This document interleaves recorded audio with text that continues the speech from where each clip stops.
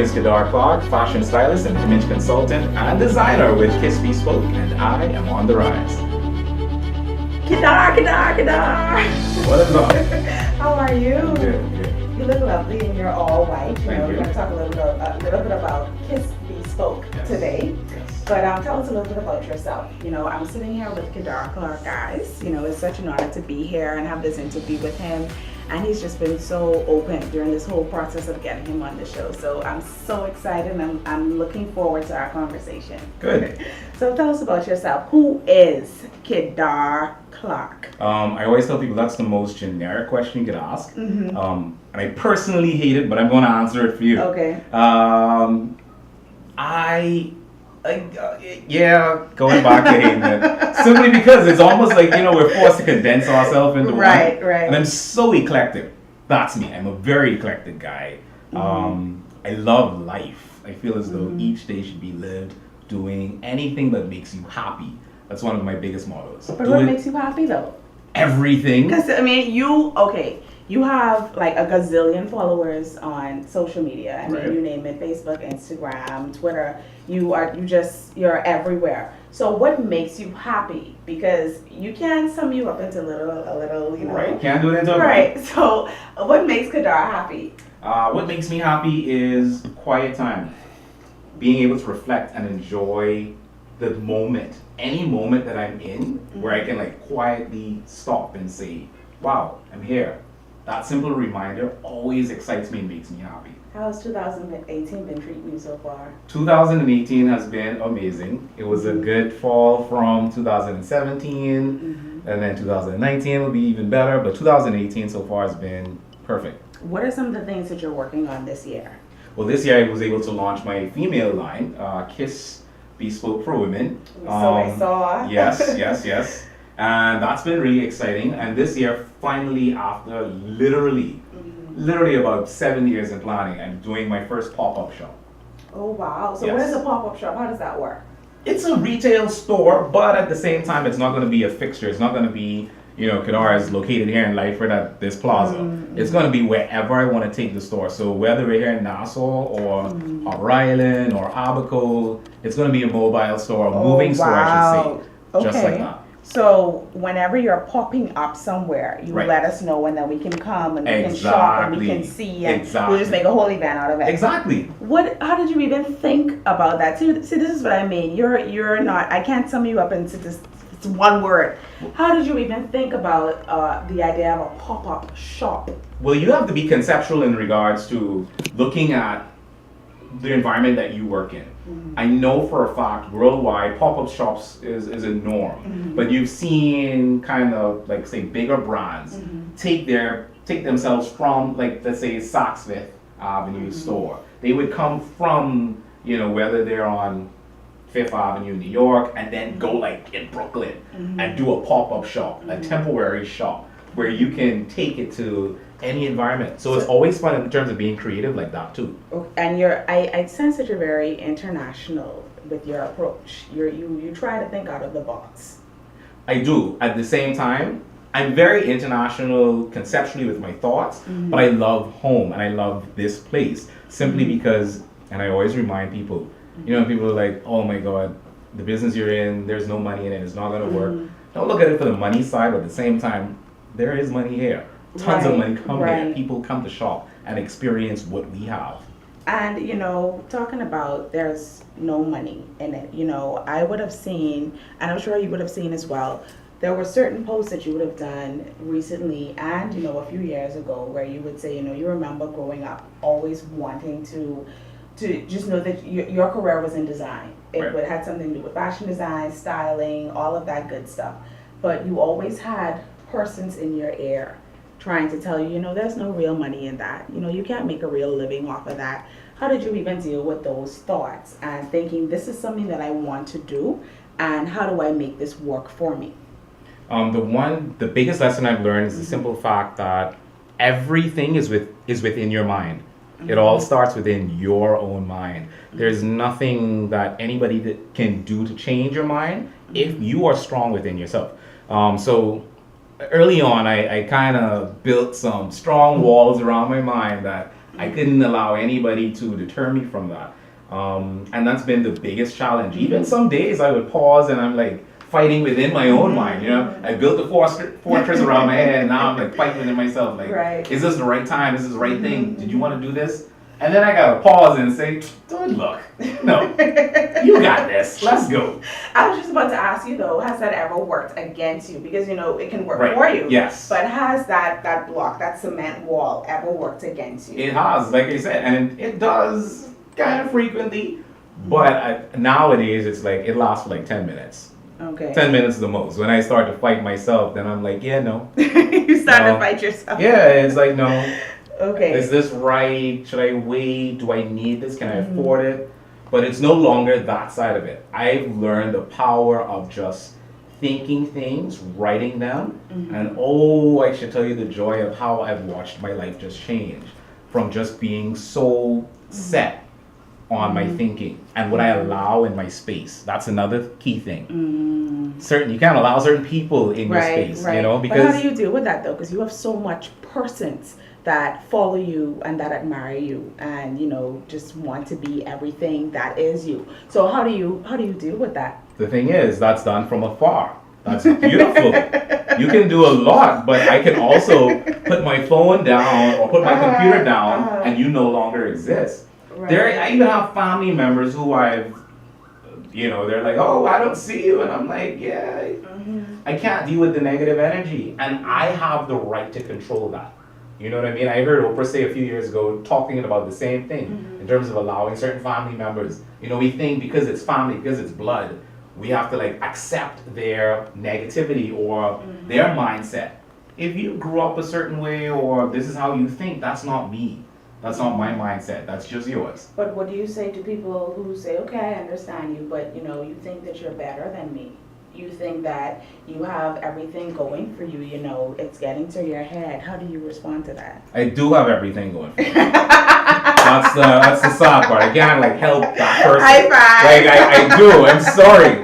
Like I've worked my ass off for this, so I know I've got it going. Right. At the same time, the thing is, again, going back to the fact of your thought or your mindset or your way of thinking has nothing to do with me. If I think low of myself, then of course I'm going to be out. I know I will just be okay in that ground. But I realize that my mindset and my way of doing things has also impacted people that I love around me.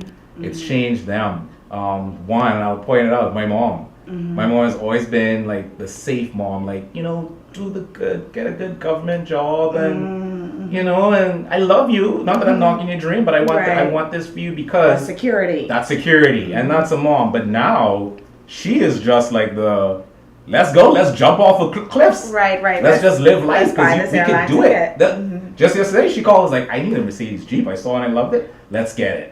Wow. You know, like mentally, the mindset has changed. I know we grow up in a society where it tells us that you could only do so much. And that's fine. I get it. But it's up to you to change that thinking. I'm sure a lot of persons here, you know, I want job security. What is job security for you? Job security for me is simply working hard at what I do and actually being smart about it.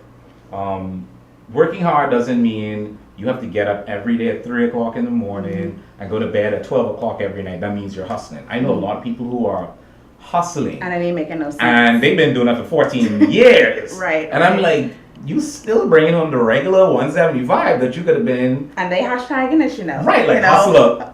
Well, what did you make? Like, let's make sense of it. So you have to look at the business side too. Creatives, I've realized over the years, they love to be creative. But when it comes to the business side, they are done. And I am so grateful to have had great people around me that I've admired as well as, you know, consulted with who've been there. The world is so much smaller now. I get to connect with some big players that I can ask questions of, and they are always there. So tell me about your circle. Who inspires you in your circle? Or you don't even have to call names if you don't want to, if you don't want to reveal that person, if it's, you know, someone locally. But I should say, what inspires you with the people that you surround yourself with? How do you guys connect? Well, I have a small group of friends, love them to death.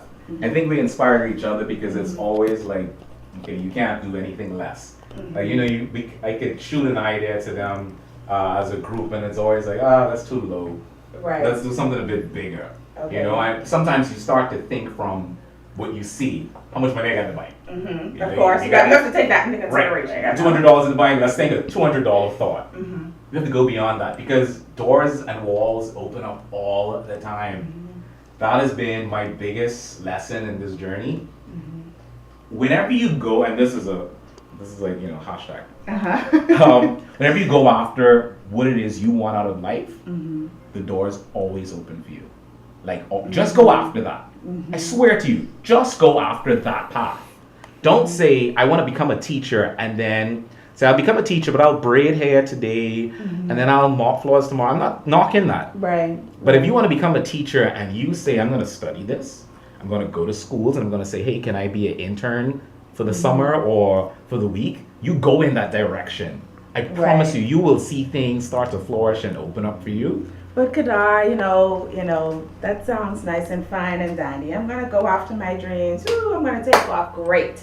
You know, but what's next? What happens next after we do that? Because it takes a lot of courage to do that, first of all. Right. And then it also takes a lot of, I want to say humility, but I want to say it also takes us taking away the pride. Meaning, you know, I have to be prepared to look as if I'm crazy. Right. I have to be prepared to look as if I've lost it all, you know? So what if I'm afraid to look as if I'm crazy? Like, Kedar, I think he is, you know, doing these things he nobody doing, you know. Watch when it, you know, just as much as it's showing when he rise, watch how it can show when he fall. All of a sudden he disappear off the scene, you know? So it's like, what if you're afraid to look crazy? But that's it. We have a lot of people who do disappear off the scene. I've seen it over the years. People will start things, and then all of a sudden it's like, where do they go? Because pride started to set in. And I'm not saying not to be prideful. You can hold your pride and hold your humility. At the same time, in order to get what you want, you got to be kind of crazy. Success is like little kooky, you know what I mean? It's what you stumble upon when you pursuing your dreams. Right. It's really never planned. It isn't. You can plan, you can set the guideline, but a lot of things you stumble upon it along the way. So you have to be prepared to look crazy while you're doing it because you're going to be the only one doing it. And I promise you, being the only one, especially in our small country, in our small community, it helps.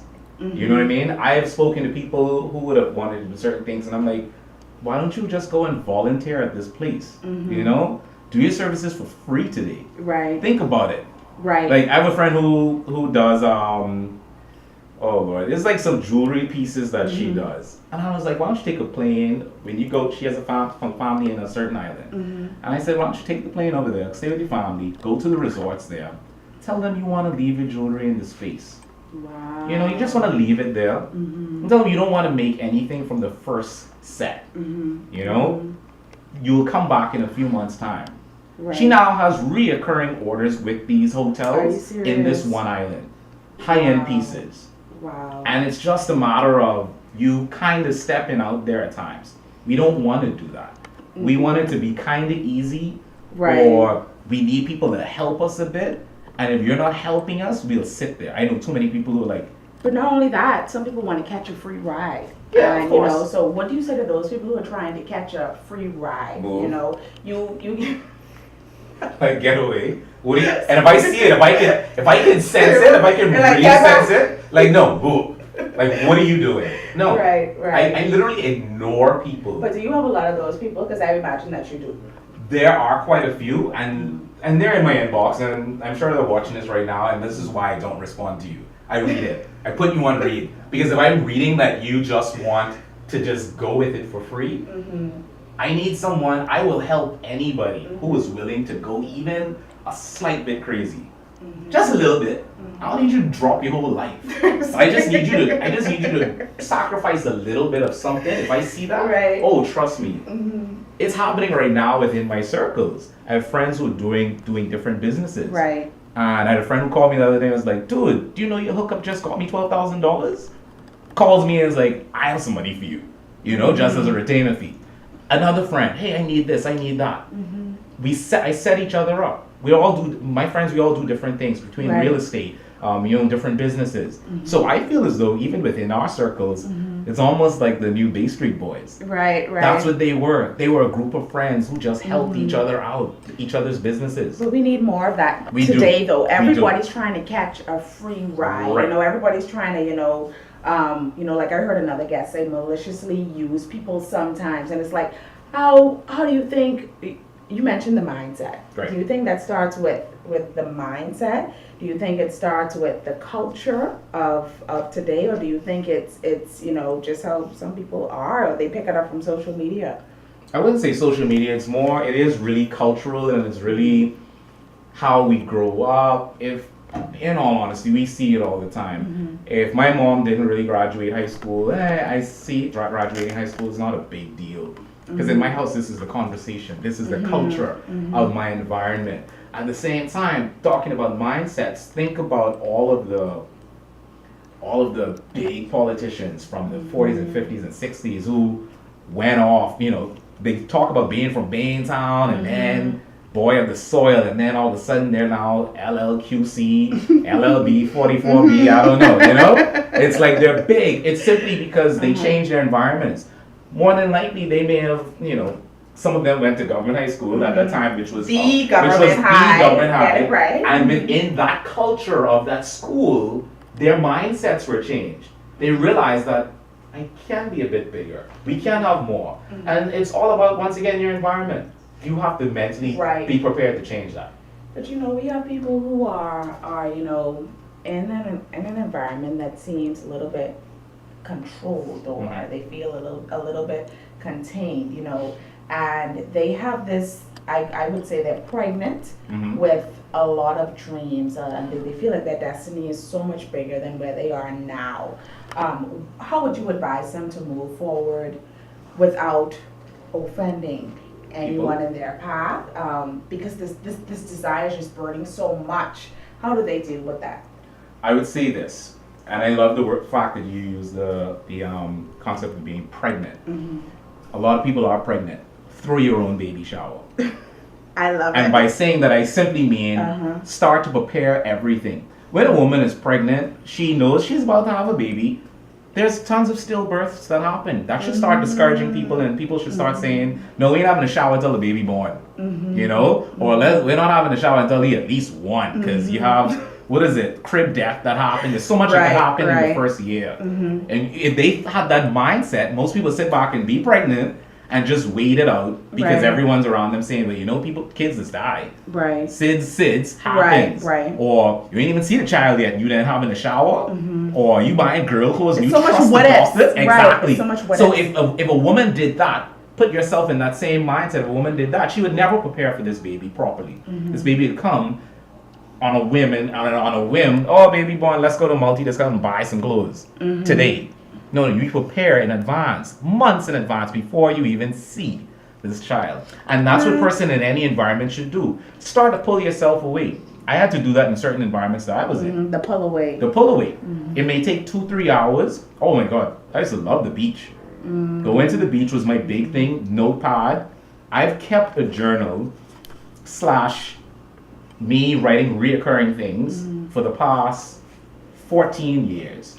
Wow. And this has just been me every night, and I still have them to this day. One big old box. And as I would sometimes, take time to reflect, I realized I've written the same thing every year. Every year, I wrote the same thing. And I'm like, the fact that I'm seeing things come into fruition right now means that I was preparing. I was having my showers every year. And now I'm able to see certain things come into existence. And you were looking crazy during the process. Yeah. I saw there were some people say, this young guy, don't know what he's doing. I got that. So, but you're at a place now where you can actually see things, you can touch them. Right. It's your reality. So tell everyone. Tell us how it feels after you've watched one of your grooms walk down the aisle. I just saw a photo the other day where it was, the daddy and son suit. How does it feel to see a groom walk down the aisle and a kiss be spoke? You know, how does that make you feel? Or tell us about the first time you saw it. How did it make you feel? First time. Okay, I remember the first time. Mm-hmm. And it was actually for like this huge birthday party. Okay. I followed my client as though I was the bodyguard of the suit. Because I was just like, this suit looks good. Like, I just stalked him. Like, I just was like, yeah, like, don't let nothing touch nobody it, touch this. I get my pictures here. I was like, don't hug him too tight. You can mash up this suit. Exactly. This Like, is what happened? This is my first. masterpiece. Like, this is it. Like, this is it. You know? Right. But it was Hold on, amazing. you said this is it? Huh? Let's pause for the this is it. This is it. Like, I could do that one suit, like, a been over. I could drop everything and be like, yo, Right. I made a suit. You made a suit, y'all. That's it. Nice. And that was like 8+ years ago now. Right. So after all these years, it's like, hashtag okay, this is this is it. Right. I could die happy. Say goodbye. I'm serious. I think I got another client like 2 days after, but I was like, hold up, I still going on that one. Like, let me live. Like your whole watch. Yeah, I was like, you know, no. I have a suit. And it was on social media too. Back then, it was like Right. a lot of crazy social Uh-huh. media. So I'm like, this is it, we did it. But just knowing that for me, fashion isn't just about. I know a lot of people because I've been in the industry now for more than 10 years, Right. and it's always been superficial. Mm-hmm. I started to hate fashion at one point because I was around more of the international fashion crowd, and you know, it was like, fashion to y'all is so superficial, so Right. annoying. And then you hate when people misuse what you take so seriously. Oh, yes. You know, it Yes. annoys you because Yes. this is what you do and this is how y'all abuse it. Right. This is how y'all misunderstand it. Yep, This the is how industry y'all- is totally misunderstood, Right. especially on our side of the world. I get it. We don't see the way the rest of the fashion world takes fashion seriously. The average person probably doesn't understand Right. what goes into creating things. Just how you see a piece of artwork on the wall, and how that person stays up days and nights, the same way a designer does on their pieces. But for me, fashion goes back into the transformation of a person. You know what I mean? Like for me, it's like that simple change of when you see a Clarke Kent turns, well, what is it? Superman turns into, or Clarke Kent turns into Superman. Right. That whole how his swagger changes. Now you mentioned, you know, it represents persons changing, like the Superman Right. whole thing, you know, and I believe that everything starts with a thought. Yes. There's power in a thought. Yes. So has there ever been a time where you personally were going through a transformation, you know, you're growing, you know, all of us go through growth spurts, you Right. know, and that has been reflected in your work, you know, does the maturity of Kedar reflect in his designs? Definitely. I think every year there's something new that you learn, that you see. We are all growing beings every day. We're living, so everything should change. We evolve every day, every week, every hour, you know? I feel as though it should be reflected in all of your work, and I definitely have. Mentally, deep down, I never shy away from the fact that, and I always tell people this, I'm Dale and Teddy's son.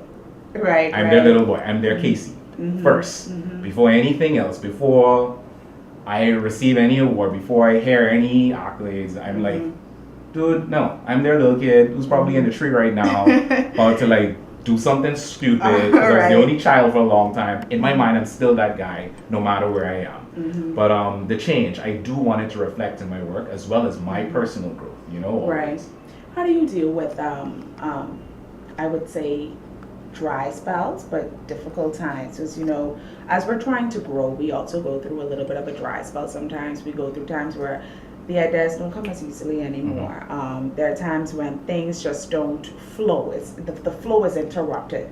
How do you deal with those times where you have to dig a little bit deeper in order to get inspiration, in order to think clearly? How do you talked about you going on the beach, you used to go on the beach a lot, but what do you do when there's just a block, you know, things just aren't adding up? I'm going through a season that is so stagnant. How do you deal with that?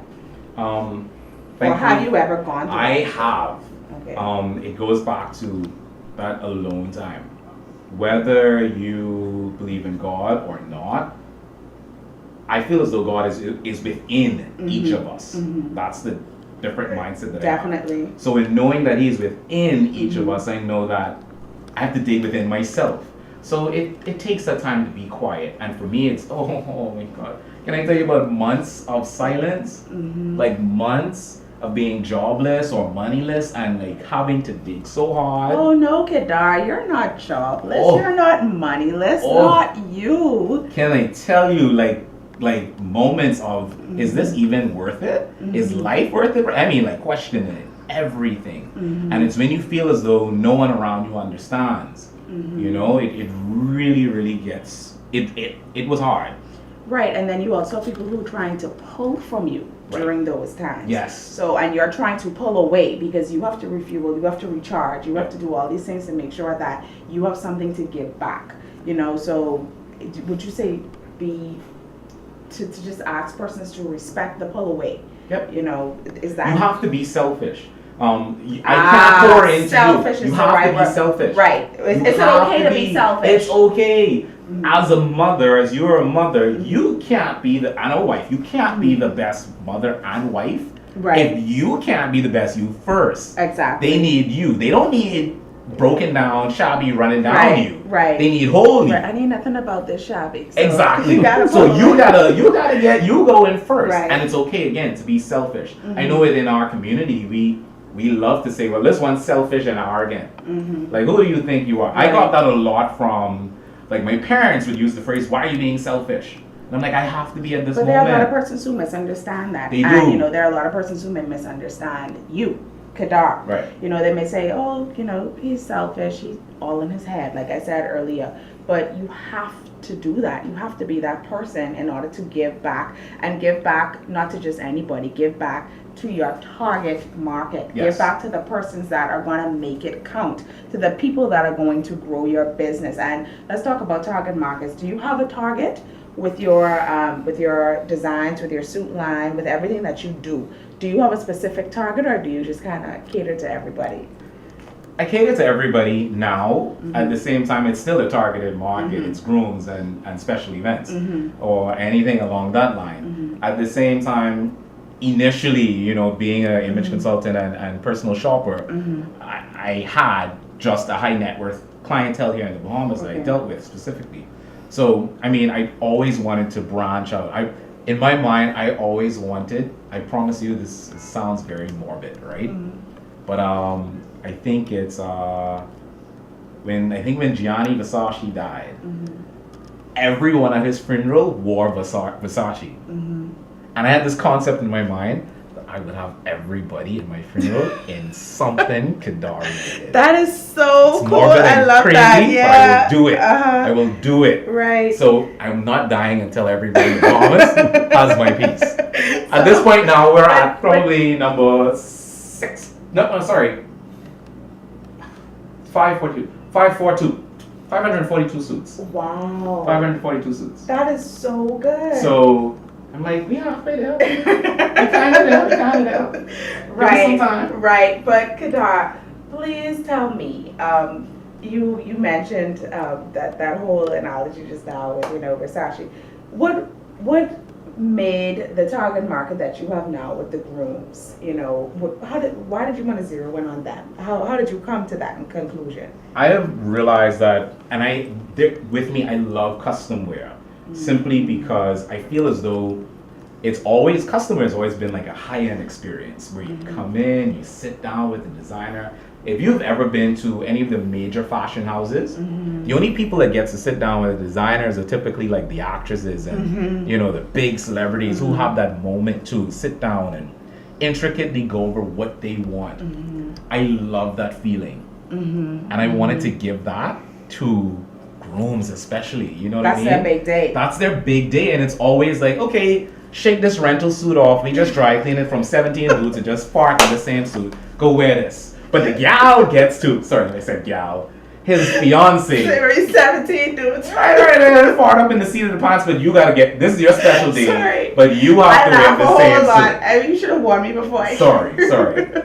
But at the same time, this is their day too, you know. People like it's only the woman gets to keep the dress. Like only has brides. The brides get dress. to go off, You have know, champagne and the whole experience. But and that they is leave just that so up. true. Anybody who has ever been a bride or is about to be a bride, you know that you're the only one that gets to keep the dress. The groom, your husband to be or your present husband, that suit is no more. Yeah, so that's it. Like he asked him where's why his to wedding day make suit. it- that is He so- does not know. Well, probably his cousin wore it on his wedding the next day because they have to wash it. Right, but I'm I just mean, playing you're with that. making it special for the groom too. So Yes. groom, it's your day as well when you're dressed in a kiss bespoke. Exactly. That's That's exactly true. what we do. So once we sit down with guys, Mhm. and I love when I initially, and I will definitely say this, it's typical that Beyonce, the groom's fiance would find me online or Right, something, right. you know? So you know, men don't really. yeah, they ain't doing all that. Mhm. So it's usually the woman who's like, okay, I want you to dress my husband or whatever. Mhm. He isn't fussy at all. I promise you, 8 times out of 10, if a bride calls, that's exactly her words that follows. He isn't that fussy, but I want him to look nice. Right, right. First consultation, sitting with the guy. Initially, it's all right, yeah, whatever. Yeah, that's cool. Second consultation. Right. Usually, I never see the bride anymore. The guy is just like, no, man, okay, because you know, man. so I saw this, so let's do this, let's do that. And I'm like, I get excited when I see them getting excited. So they actually come out of their shell because Yes. they realize that it's This is for about him. them. Right. And because the whole wedding typically ends up being about the woman. She Right. gets to choose the color, where we having it, all of that. He doesn't get to choose anything aside from just signing the check and saying, okay, this is how much you asked me for him. That's good. So in having that Right. special moment, I love when my grooms put on their suits and they call and they're like, dude, I feel so good. Right. You know, and their first feeling is like Do you wanna think they cry. but do you think they walk down the aisle differently, like with their Yes. head held high? Yes. Because you know this is about they get to keep this. This is his. Right. This is about him. Right. He had some input in this. Right. And I pressure my grooms to get their input. I don't want it to be, well, she said I should wear white or I should wear pink or I should wear red. So let's whatever you choose. I have some guys who are like, hey, was that whatever you choose, you're the man. And I'm like, no. I want you to look back and say, see that? That was me. Right. I asked for that. I made sure we got that. Right. An extra pocket right there. That was And then the fine. lining, if you open the lining, I like basketball. We did a basketball lineup. Wow. Details like that, I always try to include for my guys because I want everything about it to be about them. I even saw one of your suits in a commercial the other day. How Yeah. did that feel? And you know that commercial had like over 44,000 views. That was, How did that you know, feel? it's so funny. In the past month now, it's like, I used to do the Pizza Hut Yeah. thing, the pizza Uh-huh. jacket, and I'm like, yeah. Right, yeah, right. That's how you know me. Cool. I'm fine with that. Right, go the with that. dominoes, Yes. I'm like, we'll go with that. If that's it. So even I'm just sure there are times where you're just so grateful because Yes. there's just so much things going on for you right now, and you have the women's line Yes. that you just recently launched. What was your inspiration behind that? Well, basically, women just beat me up. Like, what I was happened to gonna say, us? because you know, but Kedar, let's be honest, and I'm gonna put you on the spot. Yes, while yes, I do yes, it, yes, okay? yes. You know, I've been trying to get a blazer made for quite some time now, okay? Yes. So is this the type of pressure that you go through with women? You know, we need a blazer, we need a suit, when are you going to cater to us? Are those the questions that you were getting? Those were the questions. At the same time, I had to make sure my team was ready. Because women tend to be a bit more intricate and detailed than men are. Your shapes are different. Right. And I love a suit that's just molded on On a someone, woman, you know? right. Mhm. Especially women. You gotta make sure that comes in. That Right, curve right, is right, there. Even supposed when to- you open the jacket, if you unbutton it, that curve is Ain't still nothing there like a jacket perfectly. that don't fit Oh, right. oh. I hate ill fits on anything. So Right. making sure all of those things are handled. Right. I had to make sure I had the right team to make sure that was in place. And so from first announcing it at the end of last year for this February, we did it, and now it's just been amazing. Women are just getting suits like crazy. I'm loving when I'm seeing them. And but my average client, I would definitely say this: we start at least 3 months in advance. Okay. So there is somewhat of a wait list. Right. Right. Well, that's a good thing, you know, yes. because that shows decency and order. Right. Things just can't be ka-jumble up Right. together. You Yeah, know? you always get a true. client who's like, hey, I need something for this week. I'm like, no, wrong Right. person. I understand that the market is out there. Say that market. No, it is. We have a lot of people who do it. It's not me. It's not. You're not the dressmaker that Right. you can call the night And- before and say, man, just you could do this, man, just You stay up got all night. that. Yeah, Right. no, not happening. So that goes back to clientele. Right. That goes back to target market, and that's why you have chosen the target market that you've chosen, Yes. and that you cater to the clientele that you cater to. Now, has there ever been a time where you've personally been disappointed in your work? I have, and I promise you, there was this one time I did a fitting. It was so close to the wedding, like 2 days before the wedding, Wow. and I was so disappointed. And I literally was like, okay, it's 2 days, whatever. It'll have to work.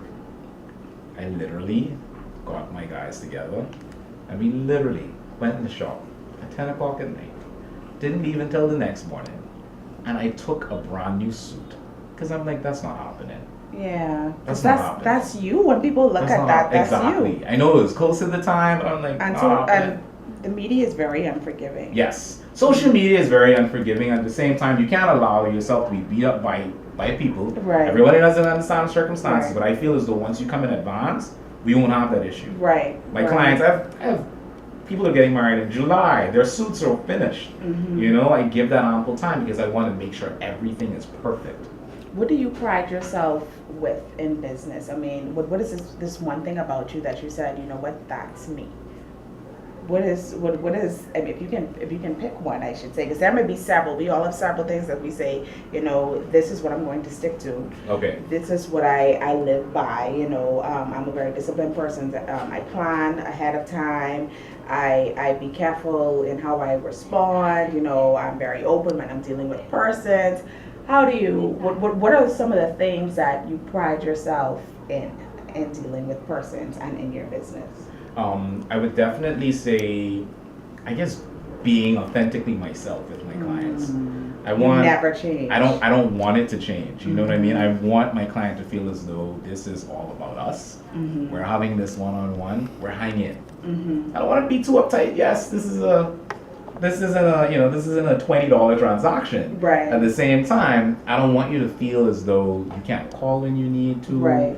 Because I've dealt with that with my higher end clients for so many years. And I wanted to give that same thing. I don't want to give, even if you're spending 10% of what my former clients were spending. I still have those clients. Even if you're spending 10% of what they were spending, I would never water down my service Right. or my personality when I'm dealing with you. Right. And I want to make sure that's consistent. Right. What right. you get from me. Do you have a favorite scripture or a quote that you live by? There's so many. Right. Like I promise you that. Well, I've seen your postings. So Yeah. there are quite a few that are very inspirational, and they can give you that mindset to just go forward. Yeah. So if it's just one or two that you can just say, these two, these are mine. This is what I love. Definitely, I know I can do all things through Christ. Again, Christ is within me. I can do all things through me. Through within me. This isn't, I mean, I know our Christian world kind of puts Christ in the sky, the big guy looking down on you. Or the universe. Or the universe, however you want to see it, but it's all within me, and I know it's all possible. As well as, for me, I don't like no. I have learned that with some of my clients early on. When I first got started in fashion, I had a Miranda. Remember Miranda Priestley? I had a Miranda Priestley. Wow. I had a Miranda Priestley, and I'd never forget. For those, it was like 3.5 years. For those 3.5 years, I'm not calling names.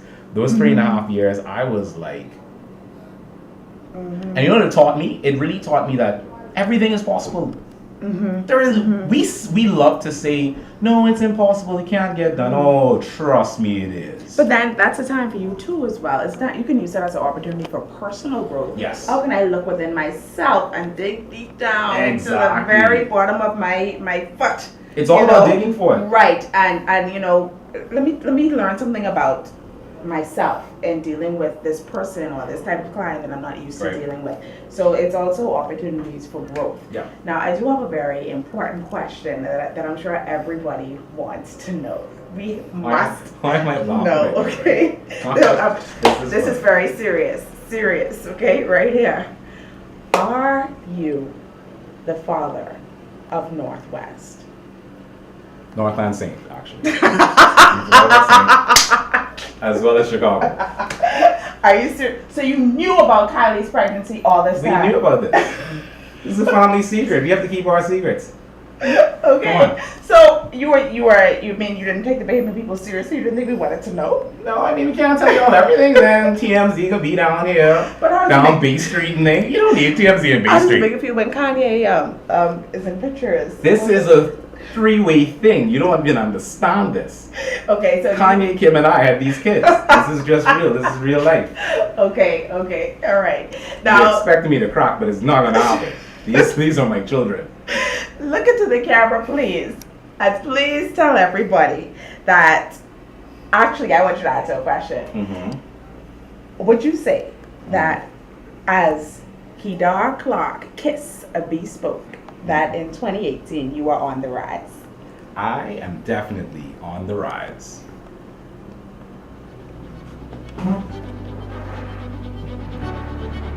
Good pick.